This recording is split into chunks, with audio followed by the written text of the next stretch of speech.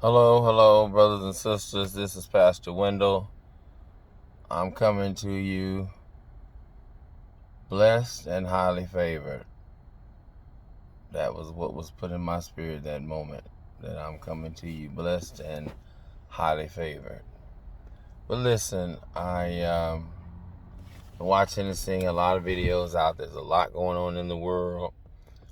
A lot going on in the world. And so we want to always center ourselves around the center of the ministry that I feel I'm called to expound upon and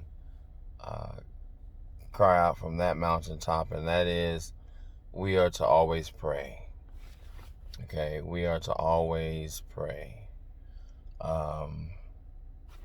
Jesus said for us to pray without ceasing, and in this world I understand why. If you want to change your atmosphere, you want to change the way life is in your world, then you've got to pray. You've got to pray. You've got to pull yourself away from the TV. You got to pull yourself away from the radio, the music, the podcast, the any device where you got your music on or whatever. You got to pull yourself away, and you have to be intentional about praying. Okay, you got to be intentional about praying, and I'm talking to myself as I'm talking to you. You got to be intentional about praying, and so I encourage you to, as I have before, pray until something happens. Push, P.U.S.H. Pray until something happens. Okay, pray until something happens. I'm going to be more interactive on WendellDEdwards2.com. So it'll be WendellDEdwardsII.com. I'm going to be more interactive on there. You can reach me through there, and you can reach me through the YouTubes and the tweets. I don't do much on the Facebook, but you can reach me through there as well. I need to do better about Facebook and Instagram.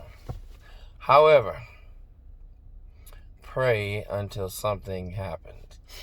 Don't believe that you just stuck. Okay?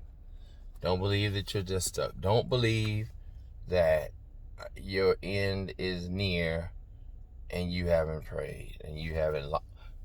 As a friend of mine and I say, you haven't gone in. Okay? And going in means that you spend quality time talking to the Lord.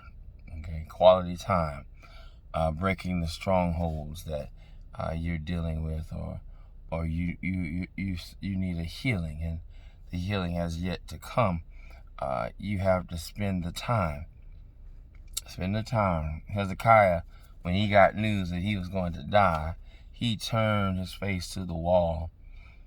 And he reminded God that he was a righteous man, and he implored God to give him more years, to give him more time, and to not take his life at that time. He implored God, he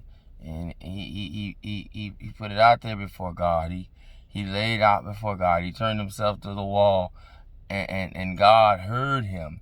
And before the prophet got out of the innermost gate, innermost area, he sent word to him and said, go back and tell Hezekiah, I have granted his wish, he will not die. Okay?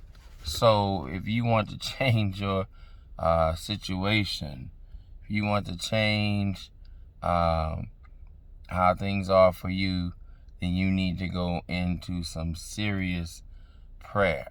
Now, I don't guarantee that everything is going to be the way you want it, but I will guarantee it will be in the will of God. Okay? It'll be in the will of God. Whatever your life situation is, if you trust God, it will be in the will of God. I'm not going to sit here and say just because you pray doesn't mean that that you're going to conquer the sickness. It may be that you conquer it on the other side of life, and that is a conquer. That is a conquer. Hallelujah. That is a conquer. All right. To live is Christ, but to die is to gain. Hallelujah. So I want to try to see if I can do this.